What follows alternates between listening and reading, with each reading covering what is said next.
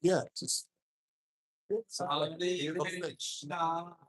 Hare Krishna, Krishna Krishna, Hare Hare Rama, Hare Rama,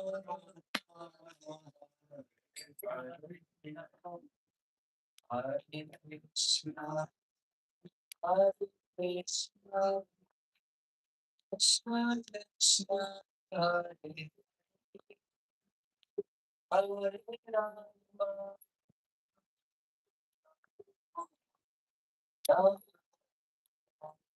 Hare Hare Krishna, Hare Krishna, Krishna Krishna, Hare Hare, Hare Rama, Hare Rama, Hare Rama. Look at it. Hare Hare, Hare Krishna, Hare Krishna, yes, good. Krishna, Hare Hare, Hare Rama,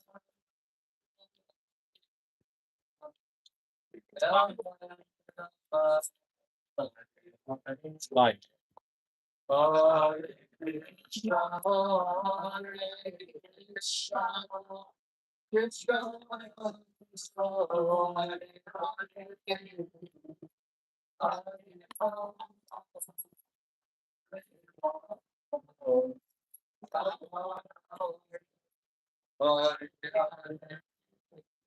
Hare, Krishna, Hare Krishna, Krishna Krishna, Hare Hare, Hare Rama, Hare Rama, Rama Rama, Hare Hare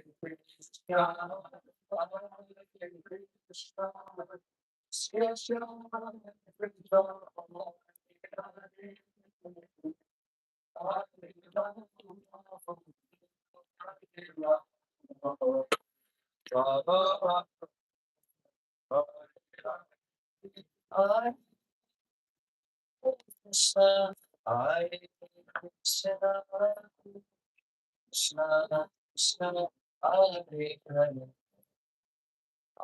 Krishna,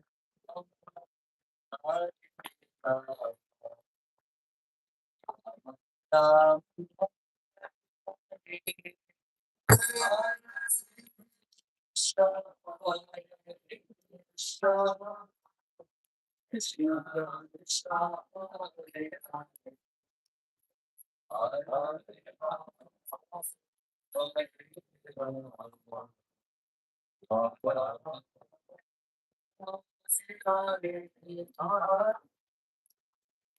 Krishna, Hare Krishna, Krishna Krishna, Hare Hare, Hare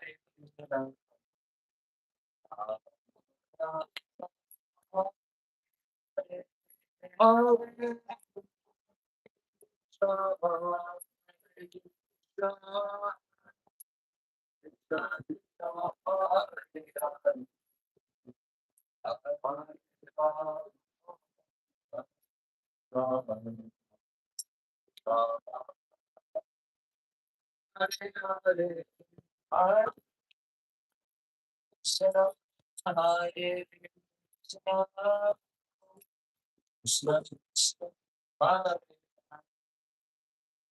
Hare, Hare Hare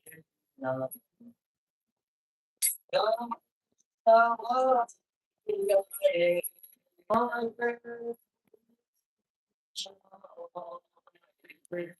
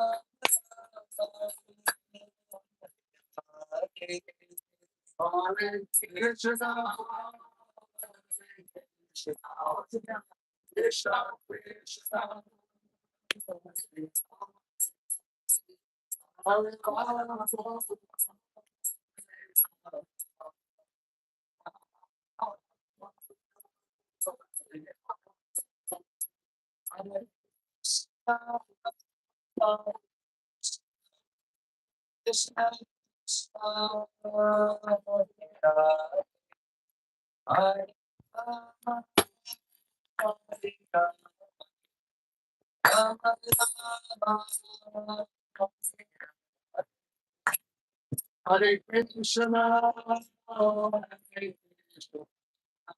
Krishna Krishna, Hare Rama,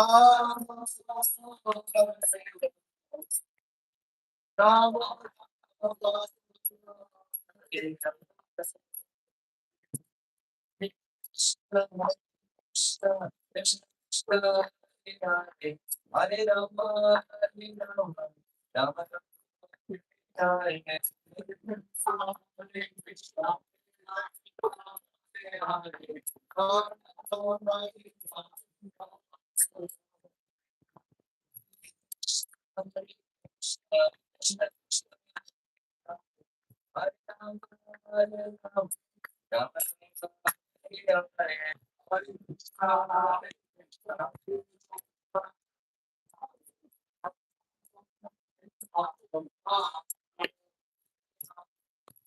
Krishna, Krishna, Krishna, Hare Rama, Hare Rama, Rama Hare Krishna, Hare Krishna, Hare Krishna, Krishna Krishna, Hare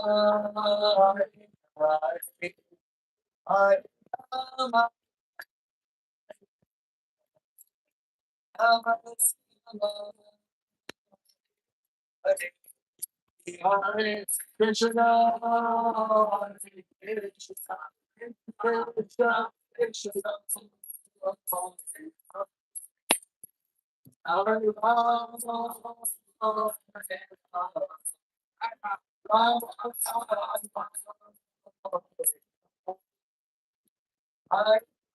Hare Krishna, Hare Krishna, Krishna Krishna, Hare Rama, Hare Krishna, Krishna Krishna,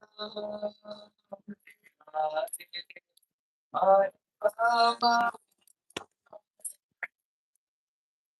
Rama Hare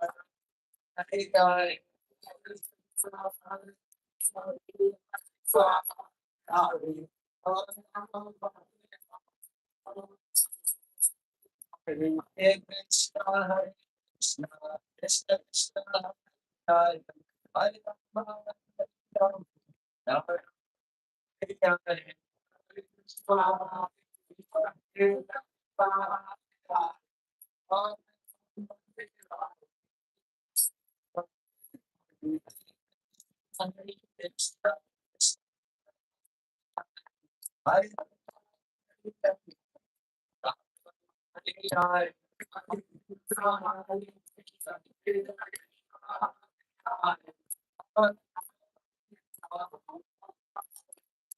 Hare Krishna, Krishna Krishna, Hare Rama, Hare Rama, Hare Hare.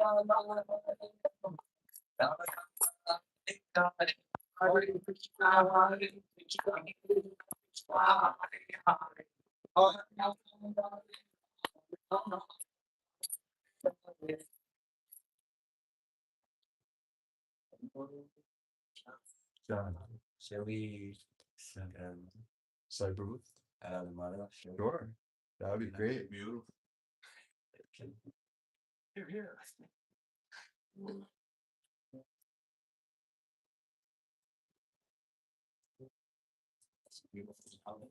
Jaya Radha Madhava Jaya Kunja Vihari, Jaya Kunja Vihari, Jaya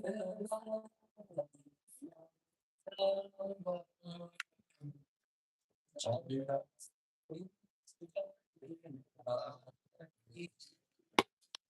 Jaya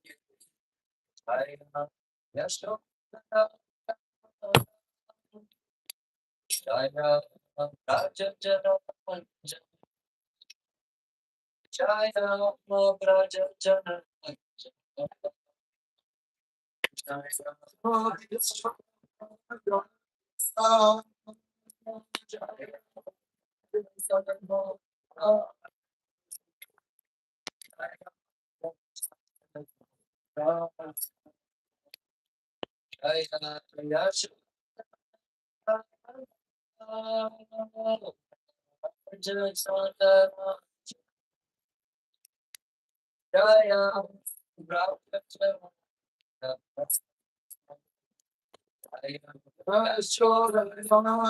Jaya Kunja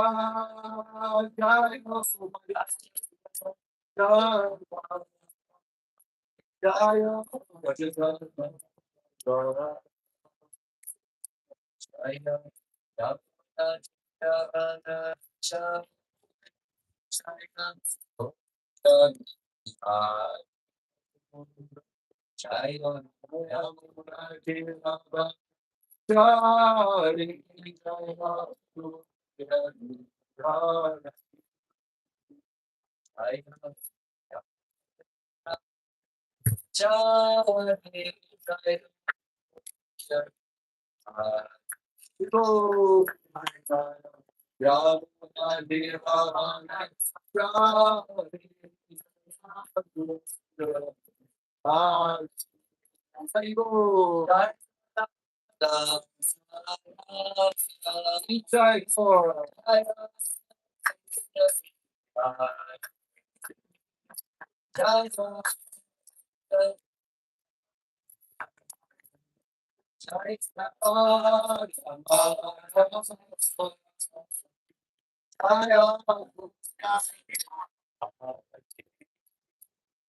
Jaya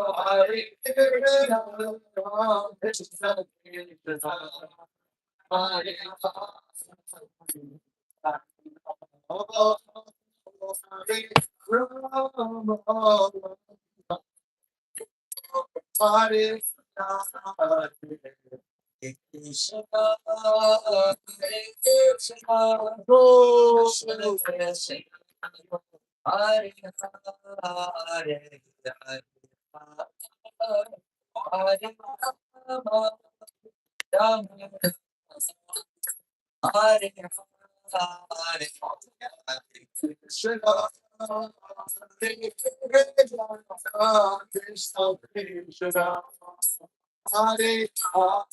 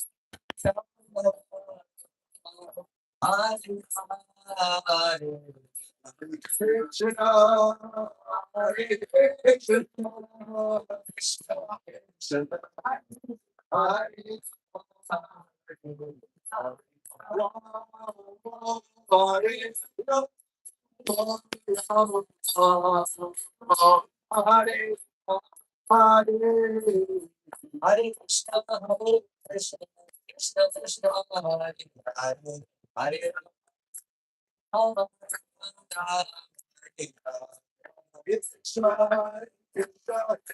Hare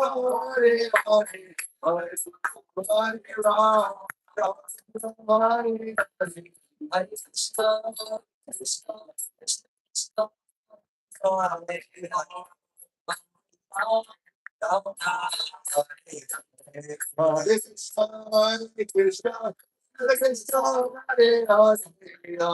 Rama, Hare Rama, Rama Hare Hare, Hare Krishna, Hare Krishna, Krishna Krishna, Hare Hare, Hare Rama, Hare Rama, Rama Hare Hare, Krishna Krishna Krishna, Hare Hare Krishna, Hare Krishna, Krishna Krishna, Hare Hare, Hare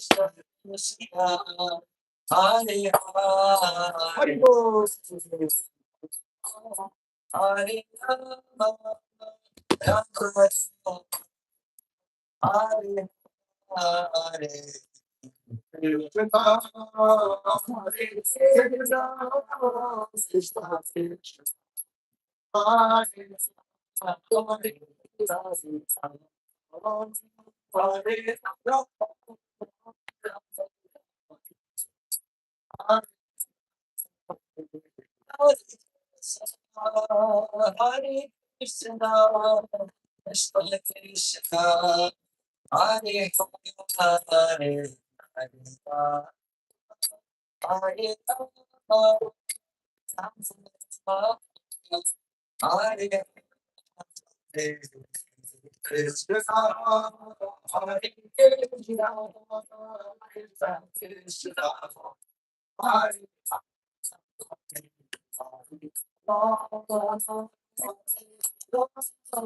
Hare, Hare Rama, Hare Hare, Hare Krishna, Krishna, Krishna Krishna, Hare Hare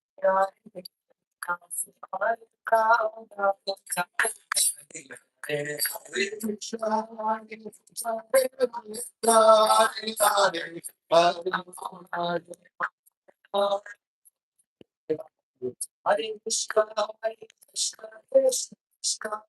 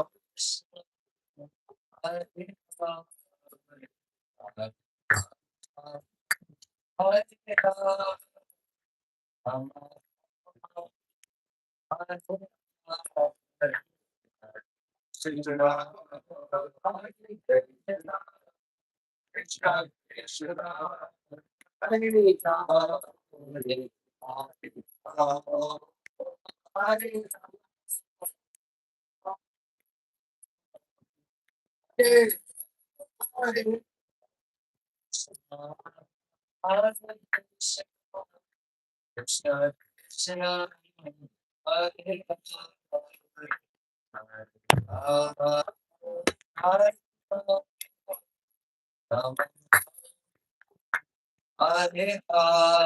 Hare Krishna,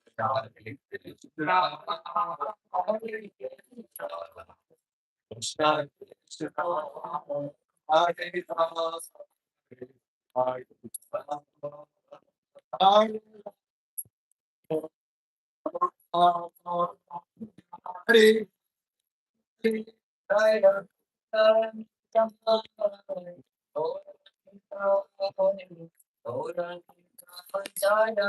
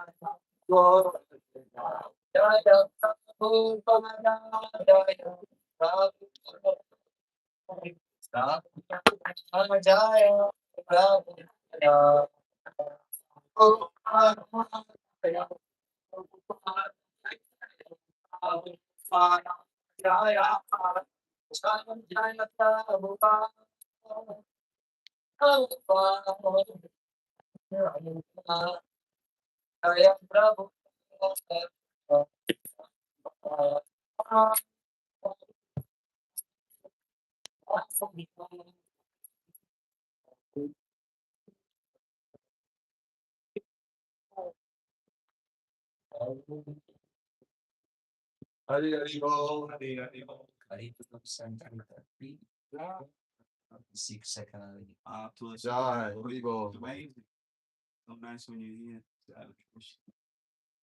Hare Krishna. Welcome to 22nd Avenue. Everyone, is anyone here for the first time? You are. How do you come across this? Actually thought it was something different. It was on a friends supposed to come, so I just showed up. It's on a meetup. So I thought it was 14th Street. Oh, It's not. but meetup led you here somehow or other. Somehow, yeah. Okay. Well, maybe it was meant to be, huh? Okay. Well, welcome. And you're a devotee for a while, I can tell. But I'm not sure but have I seen you here before? Not at this one, at the Baptist Center. Bhakti Center. Okay, so welcome. Okay, glad to have you here. we'll just introduce ourselves without so my name is Atma. So I'm running this on Saturdays with Subi, helping me, my wife. Go ahead. Everyone can just introduce themselves and say their name. Go ahead. Sasha, my name is Sasha. Alex. Alex. What's your Deborah. Deborah? Okay, welcome. How about you? Preeti. Say again. Preeti. Preeti. Okay, welcome, Preeti. We've seen you before. Mother Matsua Vilasi Devidasi. Okay, welcome, Matori Velocity Machi. Maru. Maru. Supposed to be. Hare Krishna. Yvette. Yvette, okay. Nice to meet you, Yvette. Das, okay, our longtime friend Das. Tulsi. And then Tulsi, and then I'll just introduce our guest speaker, Tulsi. So Tulsi spends roughly half a year each year in New York since the past, what, 5 years. 5 years, yeah. That was So it's very nice gifts from Krishna, and Tulsi's generous with his association to New Yorkers, and following the wishes also of his spiritual teacher Kadamba Kanana Swami, who started spending a lot of time in New York a little before then, and wanted to help inspire people to become devotees of Krishna. And so this program here is where the teacher of Tulsi's teacher started the Hare Krishna movement. This is Srila Prabhupada. It's a murti. We don't call it a statue because we understand someone who's in the spiritual realm. It's possible that um, uh, one can be in touch with everyone eternally, especially those who provide spiritual guidance. So we think of Prabhupada in this form as he's here. He founded the Hare Krishna movement, and this is the first Hare Krishna temple in the world outside of India that he started in 1966. And this is actually like a museum that was created in this space. Uh, and then our program here turns the museum into a living museum, because we do what Srila Prabhupada was doing back in 1966, which is leading people in chanting Hare Krishna, discussing the Bhagavad Gita, and then serving food prepared with love for God or Krishna, and then serving that to everyone, vegetarian food. Yeah. What was the man in that picture? This is the teacher. So his teacher is Padamakanana Swami. We each of us has a teacher sort of like that. Then his teacher, Padamakanana Swami's teacher, is Prabhupada, who's the founder of the Hare Krishna. Well, Jayadvaita Swami, and then Srila Prabhupada, who's the founder of the Hare Krishna movement. And then his guru, his teacher, is the person who's you see the painting of here, and his name is Bhakti Siddhanta Saraswati Thakur, and he was a lifelong celibate, called a sannyasi, since birth. And his father was, interestingly, was maybe not technically speaking, but practically was his guru, named Bhakti Vinod Thakur. And this is going back um, to Bengal in India, back, and now we're talking about more than 100 years ago. So there's and it's called a disciple succession, and it goes back further. And so today, what we do here is we're studying the Bhagavad Gita, and Gita means song, Bhagavan means the personality of Godhead. So it's actually the song of God. You could consider it the equivalent of the Bible for people from India, except that I would have to say, in my opinion, the Bhagavad Gita is clearly extremely philosophical, and it's also meant for people of all times and all religions, meaning it's not meant actually for people from India, it's meant for everyone. And so we study that, we go systematically through it. Today we're in the middle of chapter 9, text 20. This is Meru. You can give also Deborah a copy to look at. Anyone can borrow the Bhagavad Gita to follow along. You can chapter 9, text 20. And so we'll go through that. And then after the class will go till a little after 7. We'll have another chanting session. Then we'll have a nice vegetarian feast. How do you go?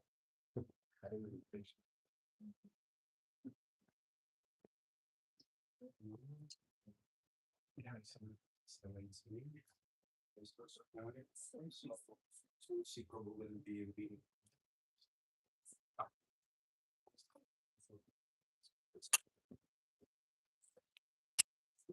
Peace out. You okay?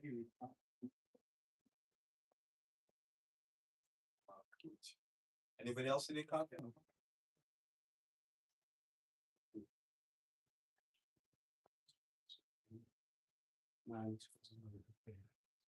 Om Namo Bhagavate Vasudevaya. Vasudevaya. Om Namo Bhagavate Vasudevaya. Om Namo Bhagavate Vasudevaya. Om Namo Bhagavate Vasudevaya. Om Namo Bhagavate Vasudevaya. Hare Krishna. So we are reading from Bhagavad Gita, chapter 9. The chapter is called The Most Confidential Knowledge. And we are reading verse 20. I'll read the Sanskrit alone. Traividya mam soma ha utapapa yagyair ishtva svair gatim prartayante te punyam asadya surendra lokam asnanti divyan divideva bhogam. Translation and purport by His Divine Grace A.C. Bhaktivedanta Swami Srila Prabhupada Ki. Those who study the Vedas and drink the Soma juice, seeking the heavenly planets, worship me indirectly. Purified of sinful reactions, they take birth on the pious heavenly planets of Indra, where they enjoy godly delights. Purport. The word Vedya refers to the 3 Vedas, Sama, Yajur, and Rik. A Brahmana who has studied these 3 Vedas is called Trivedi. Anyone who is very much attached to knowledge derived from these 3 Vedas is respected in society. Unfortunately, there are many great scholars of the Vedas who do not know the ultimate purport of studying them. Therefore, Krishna herein declares himself to be the ultimate goal for the 3 Vedis. Actual 3 Vedis take shelter under the lotus feet of Krishna and engage in pure devotional service to satisfy the Lord. Devotional service begins with the chanting of the Hare Krishna mantra and side by side trying to understand Krishna in truth. Unfortunately, those who are simply official students of the Vedas become more interested in offering sacrifices to the different demigods like Indra and Chandra. By such endeavor, the worshippers of different demigods are certainly purified of the contamination of the lower qualities of nature and are thereby elevated to the higher planetary systems or heavenly planets known as Mahar Loka, Janaloka, Tapoloka, etc. Once situated on those higher planetary systems, one can satisfy his senses hundreds of thousands of times better than on this planet. Translation again. Those who study the Vedas and drink the Soma juice, seeking the heavenly planets, worship me indirectly. Purified of sinful reactions, they take birth on the pious heavenly planet of Indra, where they enjoy godly delights. Om Magyana Timirandasya Gyananjana Shalakaya Chakshurun Militam Yena Tasmai Shri Gurave Namaha.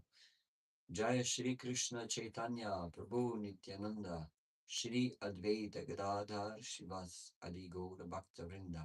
Hare Krishna Krishna Krishna, Hare Hare Hare Rama Rama, Hare Hare Rama. Rama, Hare Hare. So first, maybe I want to say something a little bit more on the topic of Guru Parampara and the disciplic succession. This is how we get perfect knowledge.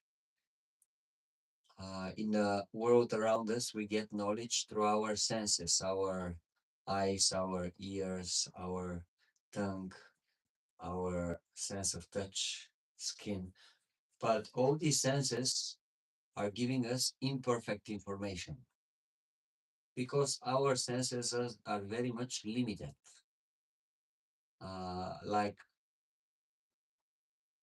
just a few minutes ago, we were on Washington Square Park chanting Hare Krishna with many devotees, and I was trying to distribute books around. And I saw on the grass a boy lying down and reading Bhagavad Gita. And I was like, wow, amazing. I said, can I take a picture? He said, yeah, sure.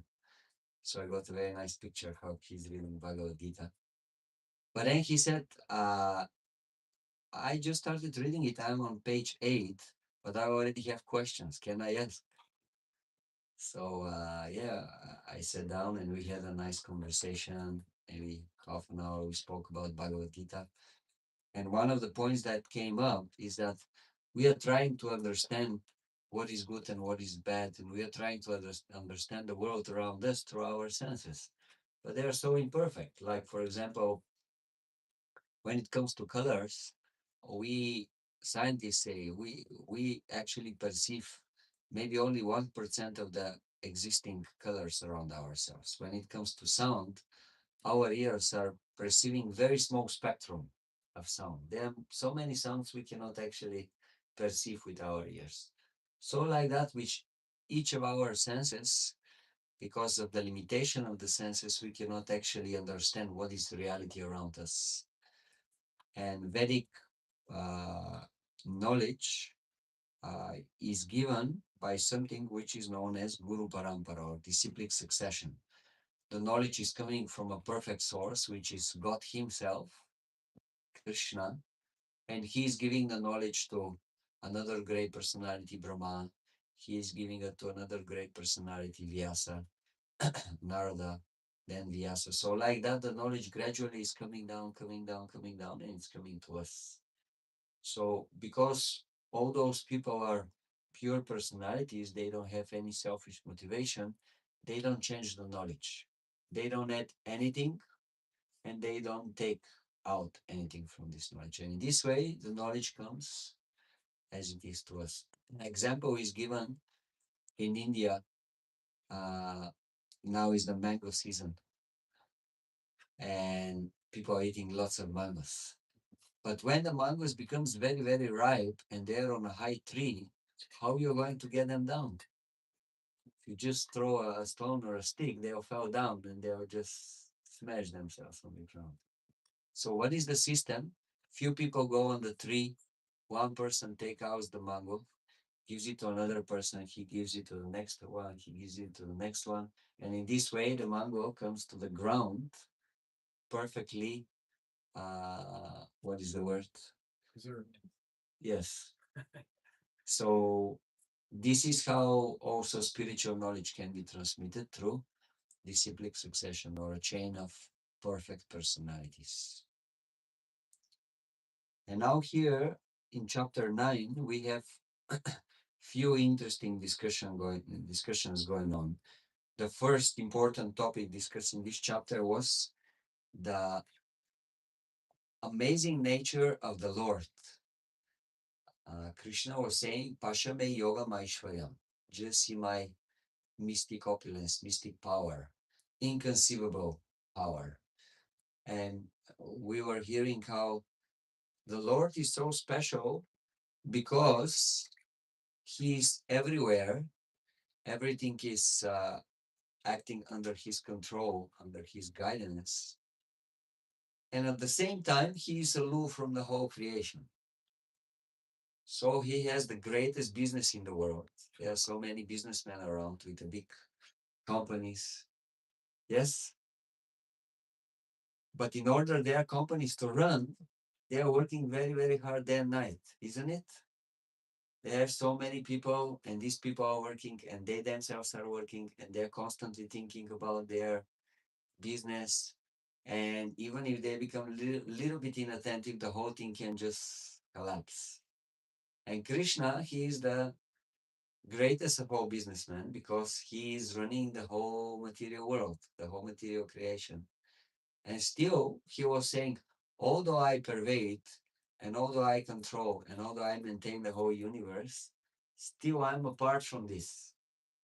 I have my own personal life and I have other engagements. And still, everything in the material world goes on perfectly from time immemorial.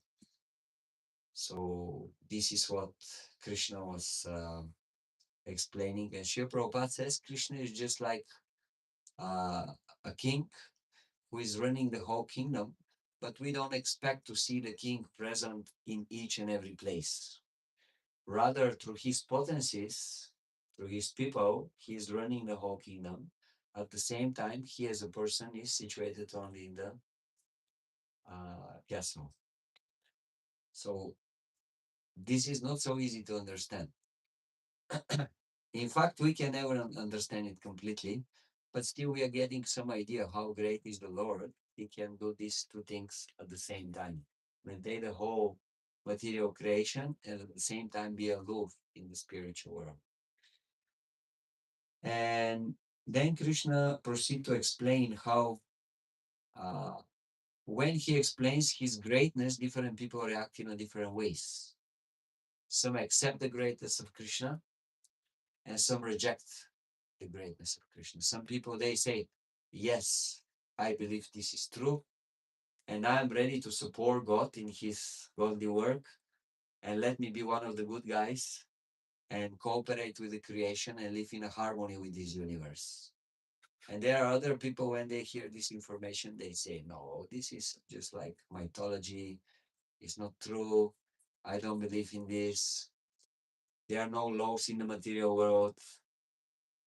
Everything is happening by chance. The only reason for the world to exist is lust only. So this is the viewpoint of the other group of people. And now Krishna starts describing these different personalities. So he says there are those who never wants to worship him. They don't accept his greatness. Krishna is saying, Avajananti Mamuda. Krishna is calling them fools. Why? Because they are acting against their own interest. They are engaging in activities which will destroy their own life and their own well-being in their life. And apart from those, there are different groups that are ready to surrender to the Lord. They are ready to worship the Lord. And the highest place is given to those who are completely surrendered. They are known as devotees or bhaktas or bhakti yogis. And they are Mahatmas, they are great souls because they are acting 100% in unity with the universe and with the arrangement of the Lord. They don't want to have their personal agenda in life, rather they are trying to cooperate completely with the Supreme Lord. But apart from those great souls who are constantly Satatam Kirtayantamam, they are constantly chanting, describing the greatness of the Lord. They are very determined in their decisions, meaning they can completely control themselves. They are very happy to find other spiritual people and spend time discussing with them spiritual topics, discussing the glories of the Lord. So apart from those, Krishna is saying there are three other groups. Ekatvena, Pritatvena, Vishvato Mukam. So there are those who are spiritual people, but they think everything is one, and then they think there is no difference between me and God, and actually I'm God. And Krishna is saying they are also worshiping me, but in a very indirect way. Why indirect way? Well, because they see the truth, the reality of this material world only partially. So these are one kind of worshippers. Then we have Pritaktvana. There are people, they are very much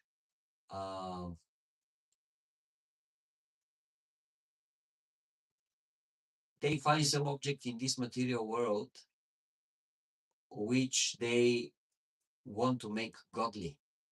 They find something which is not God, but they feel so attracted to this thing that they imagine it is God or imagine it is godly and are ready to worship this object. It can be animate object or inanimate object. It can be like great entity in this world. It can be great personality, like whatever, a movie star or a famous basketball player. Now everybody's they speak about basketball. Yesterday we were with group of devotees in front of Madison Square Garden. We are making kirtan there, and people they were screaming one thing, we were screaming Nitai Gaur and Hare Krishna. But anyway, many people they got some spiritual benefit by the mercy of Krishna. But yeah, you are very much attracted to someone and you make him godly and you are ready to worship him, to completely dedicate your life to him. It can be a basketball team or soccer team or a great movie star or great singer, or it can be even greater living entity like a demigod. You can worship him also, and you can think, oh, he's the supreme. He may be, he may not be, but anyway, you think he is the supreme and you worship him as he is the supreme. Krishna is saying those kind of people, they also actually worship me, but they are doing this indirectly. So how it is that they are worshiping also Krishna? Well, Krishna, he is the supreme, and he is giving the powers and the amazing qualities of all living entities. So if someone becomes very glorious because he's amazing basketball player, he's flying in the air, or he's amazing movie star, or he's amazing singer, all those talents, they got them from the Lord. So indirectly, they are actually worshiping the Lord, the person who gave them those amazing qualities. In this way, we can actually see God everywhere. So those people who accept some great personality as God and worship Him, indirectly, they are also worshippers, Krishna is saying. And then there is a third group, Vishvatamukam, those people who think universe is God. Universe is the greatest thing and universe is God, and I want to worship the universe. In a sense, they also worship God because universe is part of God. So like that, all these three groups, Krishna is saying they are worshippers of God, but they are doing it in an indirect way. Even a little later in one of the verses, we will see Krishna will use another interesting word, especially for those who are worshiping the demigods. He will say, actually, they are worshiping me, but they are doing it avidi purvakam. Avidi purvakam means not exactly according to the rules. So not according to the right way. Or in other words, they are doing it in a wrong way. Avidi purvakam, in a wrong way. So like that, Krishna is describing those four groups of worshippers. And in today's verse and the next few verses, he is speaking especially about the demigod worshippers. And Krishna is explaining how there are those people who they are following the scriptures, the holy books, like the Vedas, or in other traditions can be the Bible, Quran. They are following those books, but actually their motivation is to achieve material benefits. They don't want to become very, very spiritually advanced, or they don't want to free themselves from material existence, from material problems, or they don't want to go to the spiritual sky. They want to stay in this universe and enjoy. So, how to do that? Well, Vedas, they are describing, here we heard the term Trivedya. Trivedya are the people who are studying mainly the three Vedas, three scriptures from the Hindu tradition, Samaveda, Yajurveda, and Rig Veda. Actually, these are the three main Vedas. They are giving us knowledge, how to understand what is the reality around us. And they are giving us also knowledge how to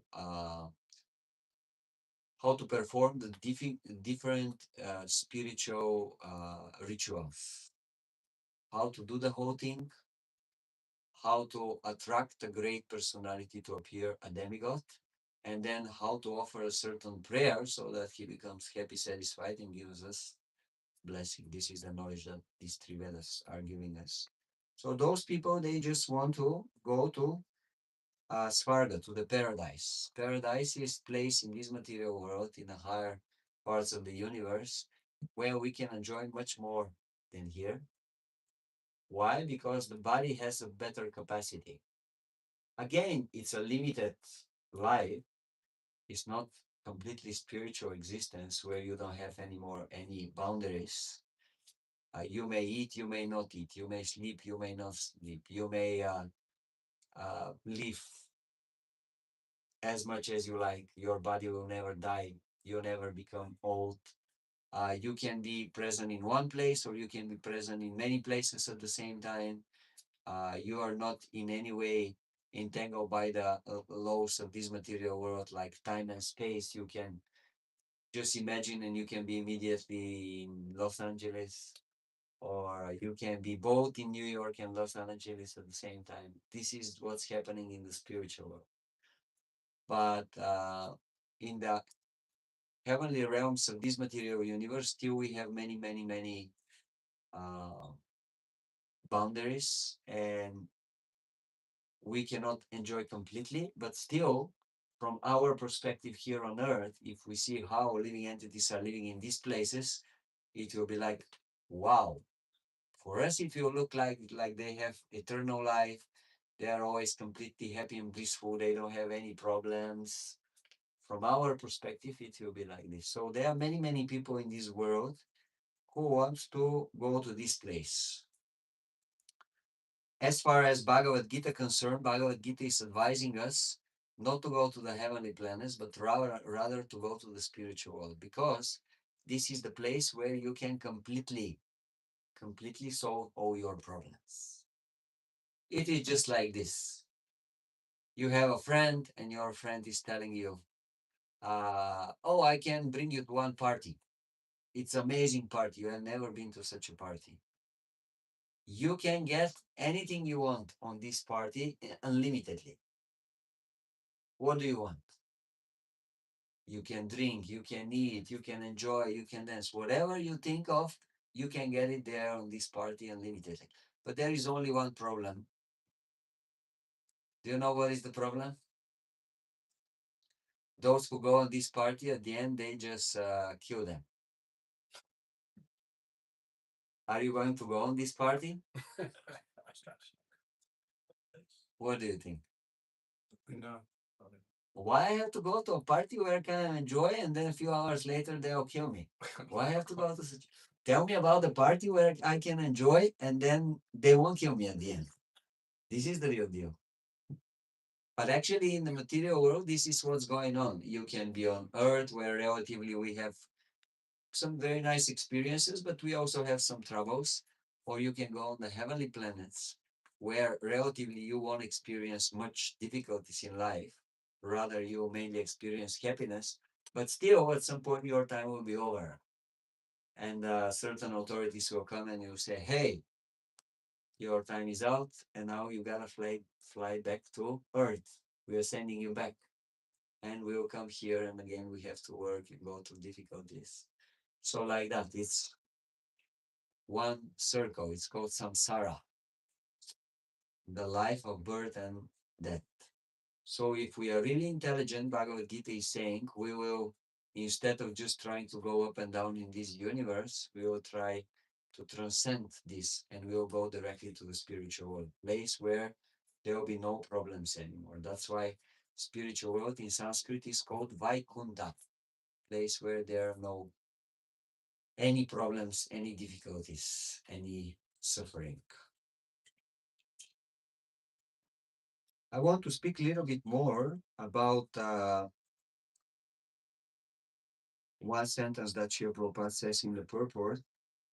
He's saying, actual Trivedis take shelter under the lotus feet of Krishna and engage in pure devotional service to satisfy the Lord. Devotional service begins with the chanting of the Hare Krishna mantra and side by side trying to understand Krishna in truth. So those who are coming regularly, they know that main part of our practice, those who are bhakti yogis, is chanting of the Hare Krishna, chanting of the holy name. We call it mantra meditation. Repeating of mantra. Mantra is a Sanskrit word.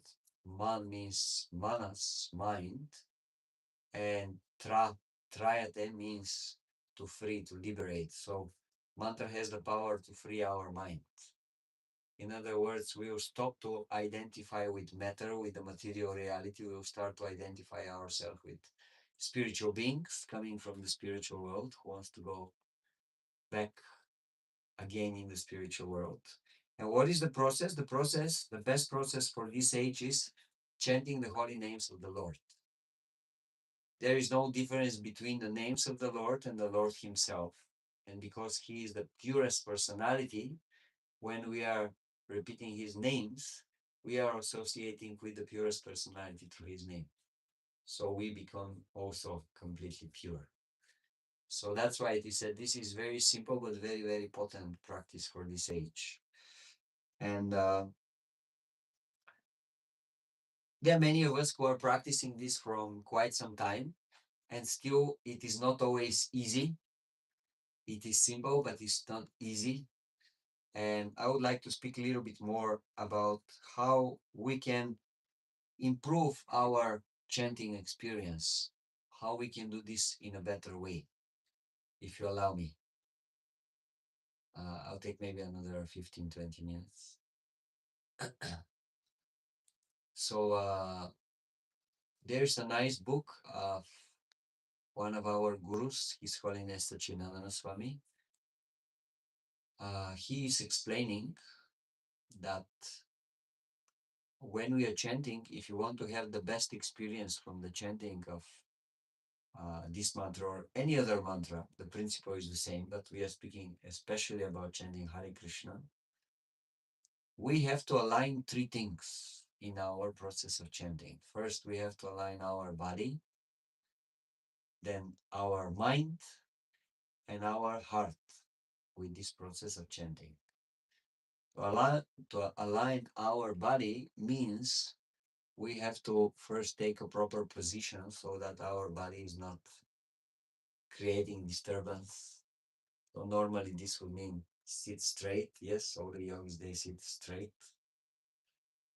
And we can even make few movements, maybe a little bit breathing exercises. All these things, they will help us to get ready our body for the chanting part.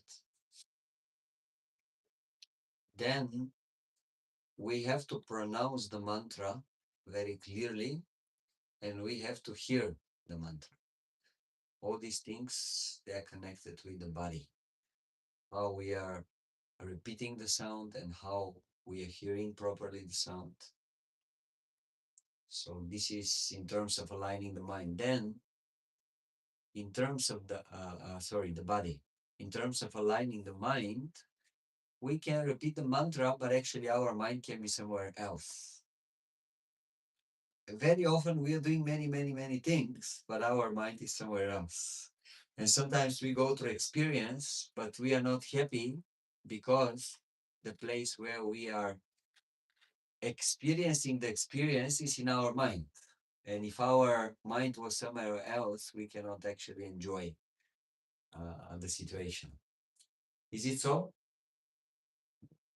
Like, for example, you're eating something very tasty, but you are having very hot conversation on the phone. Are you going to enjoy the food? Most probably not, because your mind is somewhere else.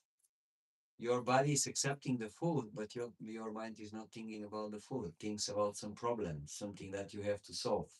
So actually at the moment, although you are sitting in certain room and you are eating sandwich, actually you are not. You are in totally different universe somewhere else, where your mind is. So like that, many examples can be given that if our mind is not present in what we are doing, we cannot enjoy.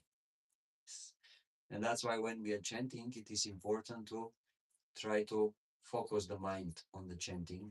How to do that? Well, some practical tips that are given is in the beginning, we can try to focus in, let's say, the first word of the mantra. When we repeat the mantra every time, we can focus on Hare. So we can say Hare a little bit stronger, and in this way, attract the attention of the mind back on the mantra.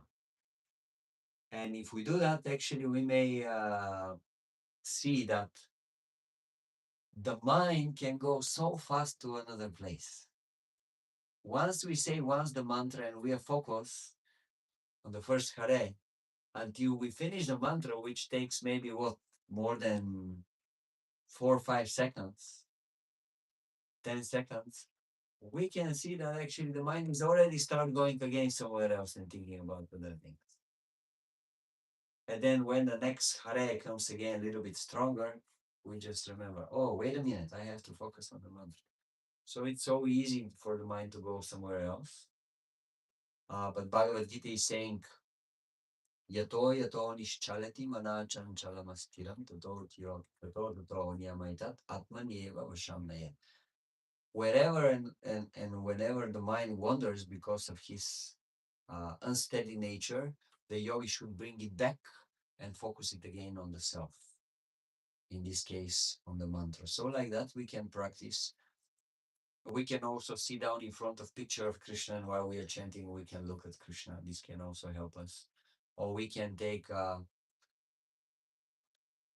Krishna Maha Mantra written down, and while we are chanting Hare Krishna, we can actually see the mantra. This is also something that can help us. So like that, this is not the essential practice, but those small details, they can actually help us to improve our practice. Srila Prabhupada said, if we just simply repeat the mantra and hear the mantra sincerely, this is enough. But those small tips, maybe they can help us to become more present in our chanting, and then we will experience the chanting in a deeper way. And then we have to align our heart. What does it mean to align our heart? Well, it means that Hare Krishna Maha Mantra is a prayer. So a prayer, normally you have to say it from your heart. It's not just a mechanical thing that you do. Okay, I promise to my guru, I have to repeat this mantra, whatever, 50 times today or 100 times. Okay, let me do it because I have more important things to do after that. It's not like that. Actually, a real prayer comes from the heart. So that means heart should be present. That means somewhere in the process of chanting Hare Krishna, we should be able to bring our heart in the process. Or in other words, we have to do it with a feeling. Our feelings, our emotions should become part of this process of chanting Hare Krishna. And if we are able to do that, oh, then the chanting can become very powerful, very important. And then one other important element,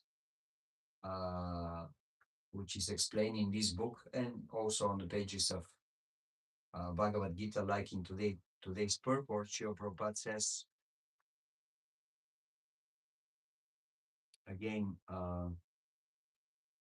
devotional service begins with the chanting of Hare Krishna mantra, and side by side, trying to understand Krishna in truth. Now, someone may say, hey, wait a minute, I thought that the most important thing here is chanting Hare Krishna. Why you guys have so many books? I went to your temple and they showed me you have this book and that book and this book, so many books, like so many volumes of books. And one may wonder and may say, wait a minute, just you just told me I just have to chant Hare Krishna, okay, with my body, with my mind, with my heart, I'm doing it, that's enough. Mm. Why I have to read all these books? What do you think? Do we have to read books at all?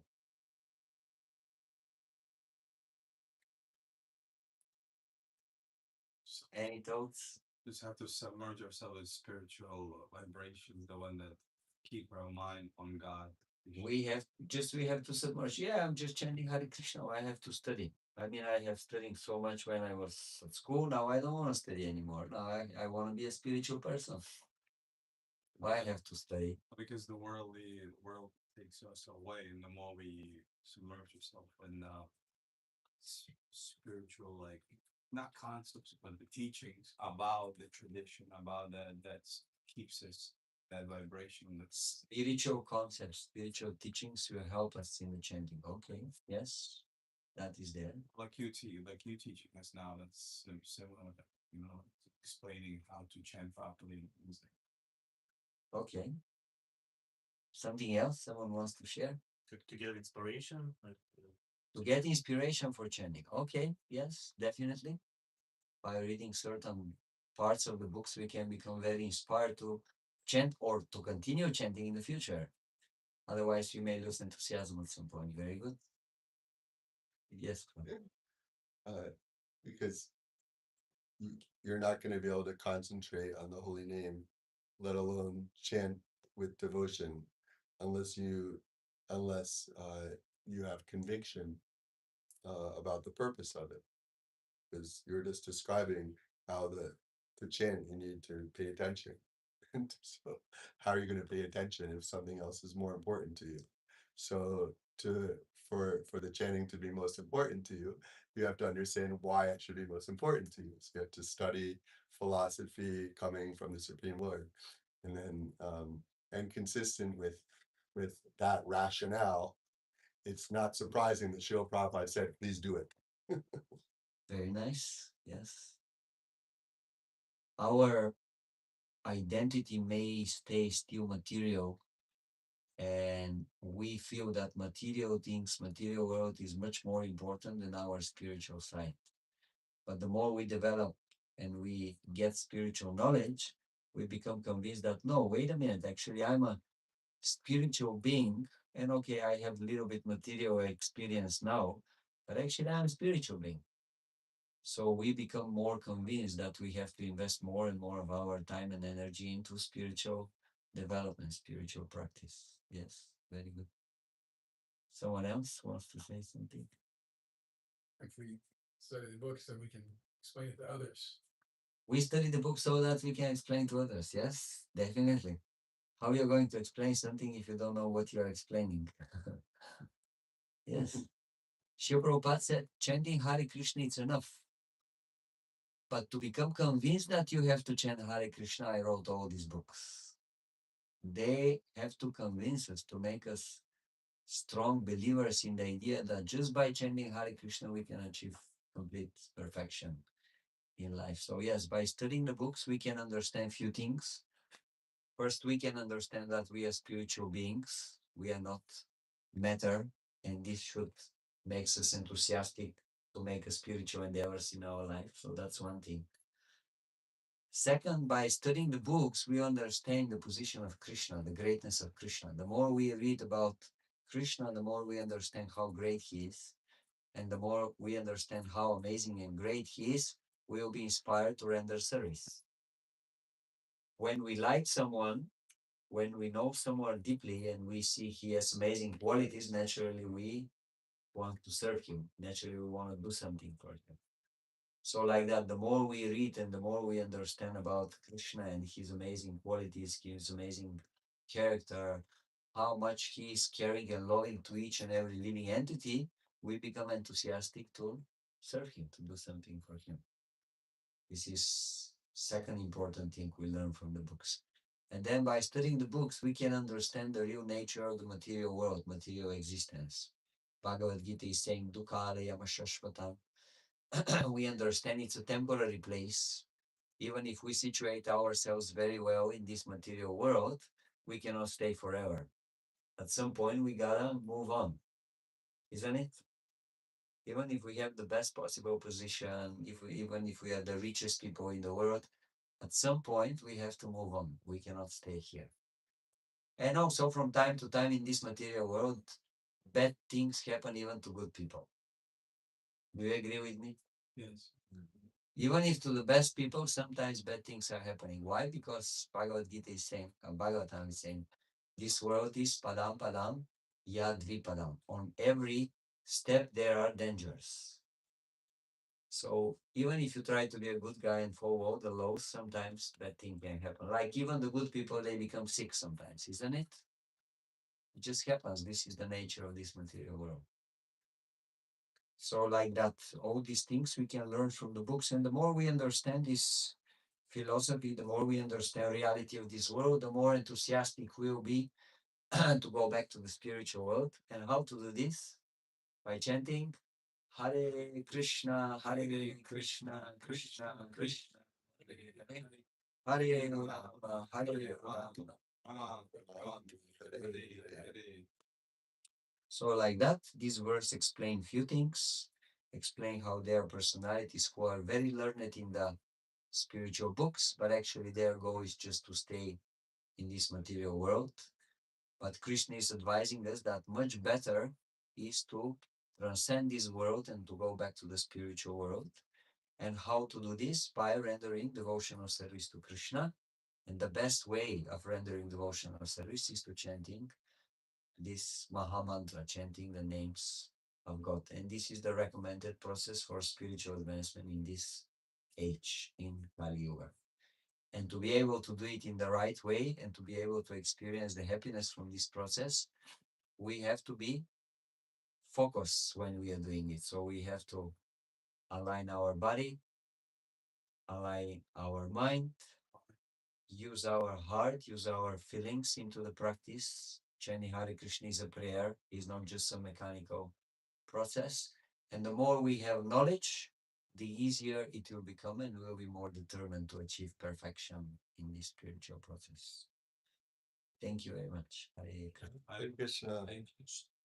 Any reflections? You mentioned about not being the body, but what about the mind? I know some people think we're not this body. That instead of thinking we're the soul, they think we're the mind. Can you explain the difference? Yeah.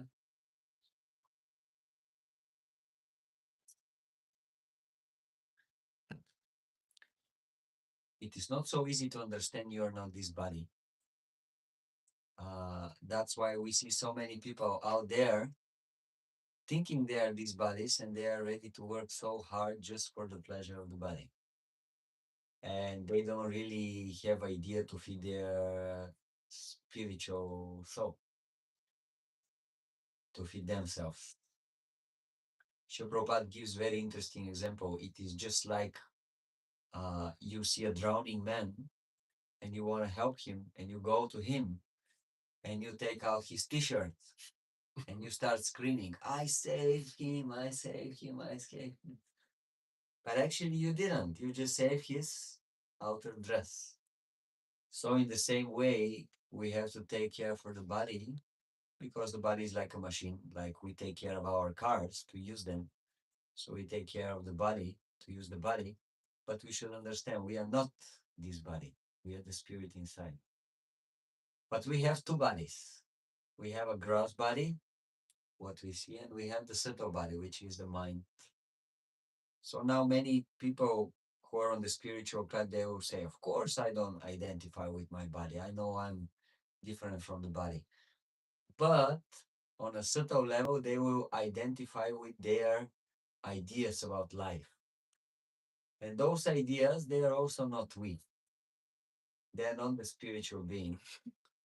They are things that we grabbed from the ether, we grab from the minds of other people by associating with them. We grab from the advertisement. So many things enter into our mind. And these things, they create our subtle world. And we believe this is me. oh, I'm the person that I like this place or that place, I like this food or that food. But maybe yes, maybe you really like it, or maybe you have you watched this movie Inception? It's a old movie, but very interesting idea how some people they are paying them to enter into the mind of one person and actually to to put a seed there of idea and how this idea will become the reason for his own destruction. So like that, while we are going through the world, so many ideas that are being put in our mind as a seeds, and we think, oh, this is me, this is who I am, this is what I like. Maybe yes, maybe no. How do you know this is you? Constantly we are getting bombarded, especially in the modern world, from so many things.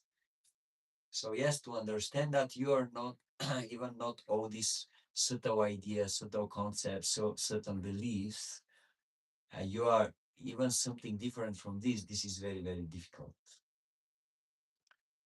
It is said that a serious transcendentalist or a spiritual person, the moment he stopped uh, trying to differentiate between him, the spiritual entity, and his mind, his spiritual advancement is being stopped. So this is what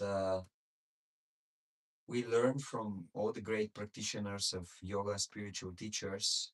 This is a constant endeavor to try to understand how you are different from your mind. In fact, this spiritual master, Shiva Bhaktisiddhanta Saraswati Thakur, he said, one should beat the mind with a broom in the morning 100 times, and one should beat the mind in the evening with a shoe 100 times.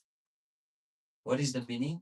One should chant Hare Krishna in the morning, one should chant Hare Krishna in the evening, and throughout the day he has to engage his body in some physical, spiritual activities. In this way, the mind will not create troubles.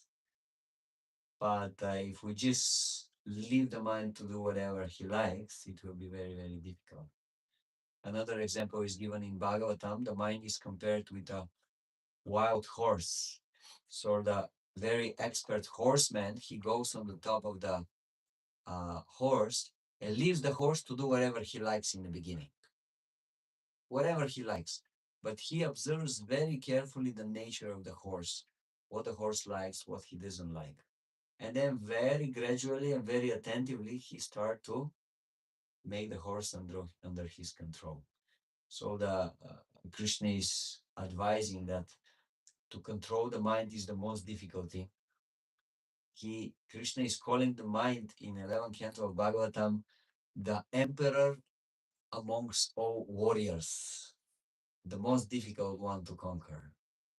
So to do it, one should first very carefully try to study his mind. What are the attachments of the mind, repulsions of the mind? And by knowing your mind very carefully, then you should try gradually to engage your mind more and more in spiritual development, spiritual activity. Is that okay? Thank you. Thank you. Anything else? Anyone have questions in the back? Or you just want to share something if something was interesting? I love your analogies. That's what I was gonna say. Like you said, like a coconut, no mango. You said like a mango bringing like bringing down. Like you said, that's how the spiritual succession is. And there's a couple other things you said, like even the shirt, like you said, Prabhupada. You say we think we're saving the person, soul, but we're saving the outer shell. And it's like I love the way you bring that out. It's very direct. You can describe it to the minute. Appreciate you. Thank you so much. Sure, Prabhupada wrote them in Bhagavad Gita. I'm just repeating what he gave us. No, but it's also Thank because you're understanding not only concept, but you're living it, but you're also understanding it. Yeah. So you could palatably explain. Thank you. Hare Krishna. So we can do kirtan and then dinner. So I've another kirtan for maybe 15-20 minutes. If if that's okay, and then we'll have a nice vegetarian dinner. Hopefully that kind of works for you.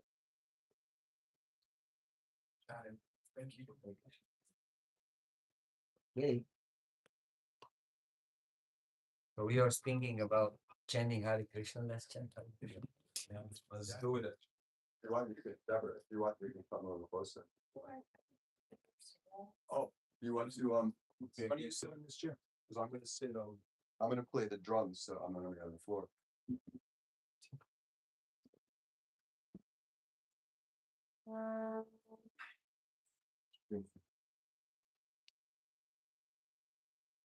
Haircut one more.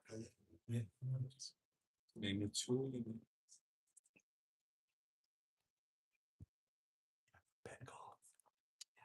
You need two of them. This one. This one.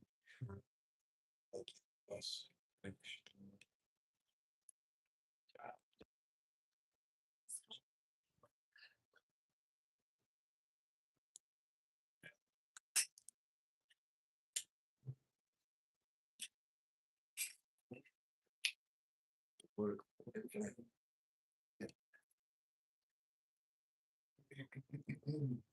Hare Krishna, Hare Krishna, Krishna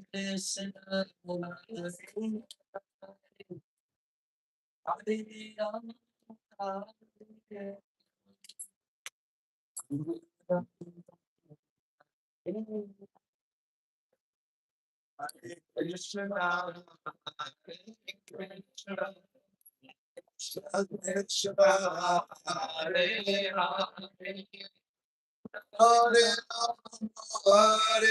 Rama, Hare Krishna, Hare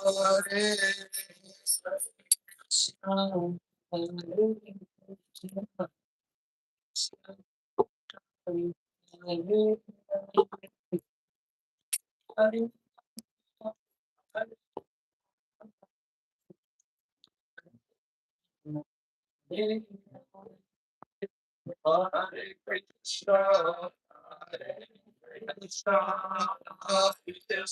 Krishna, Hare Hare. Hare Rama, Hare Rama, Hare Hare, Krishna, Hare Krishna, Hare Hare, Hare Hare Krishna, Hare Krishna,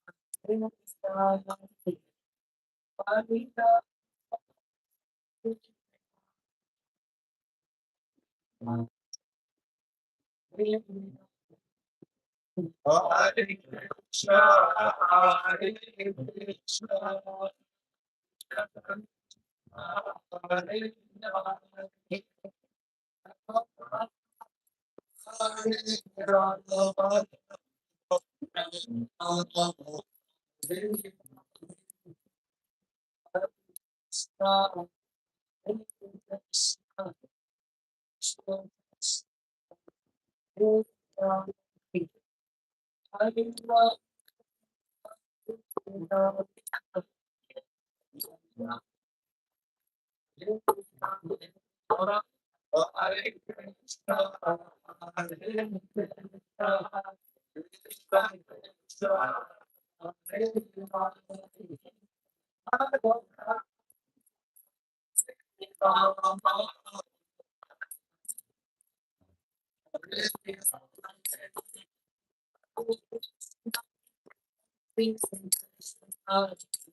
Krishna, Hare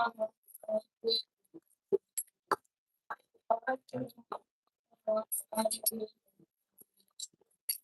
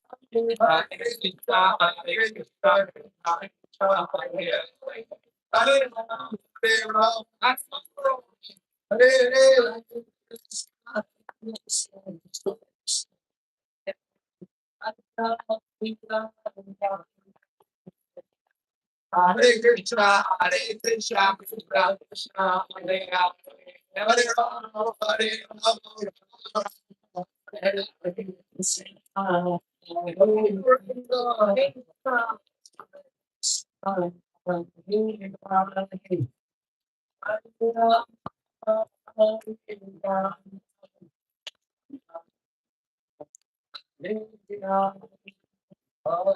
Krishna, Hare Krishna, Krishna Krishna, Hare Hare, Hare Rama, Hare Hare Krishna, Hare Krishna, Krishna Krishna, Hare Hare, Hare Rama, Hare Rama, Hare Hare, Hare Krishna, Krishna Krishna, Hare Hare, Hare Rama, oh, Hare Krishna, Hare Krishna, Krishna Krishna, Hare Hare, Hare Rama, Hare Krishna, Hare Krishna, Hare Rama, Hare Krishna,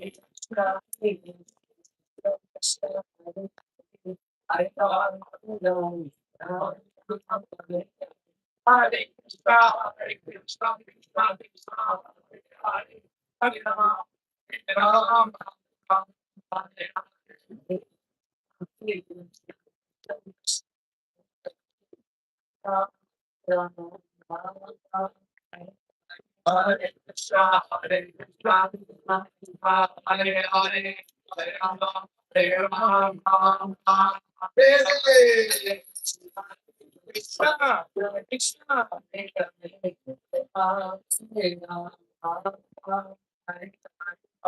Krishna, Hare Krishna, Hare Rama, Hare Krishna, Hare Krishna, Krishna Krishna, Hare Hare.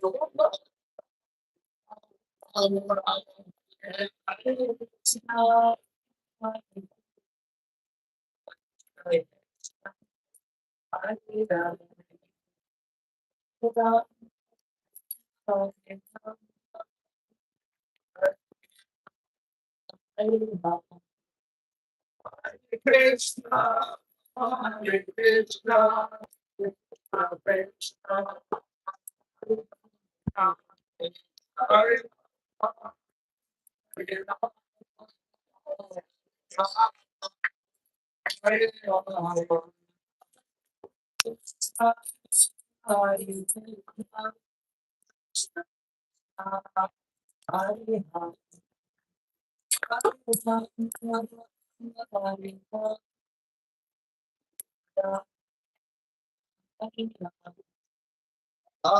Krishna, Hare Krishna, Krishna Krishna, Hare Hare Rama, Hare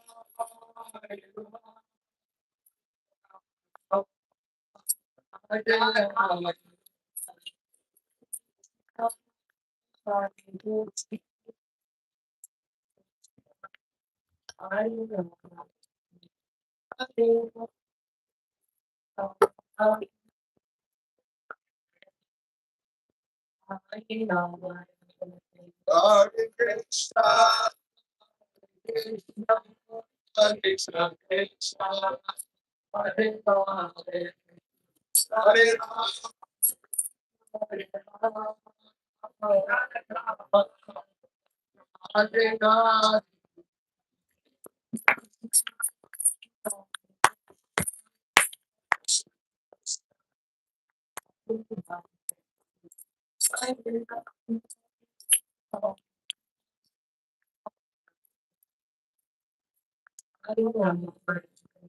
Hare Krishna, Hare Krishna,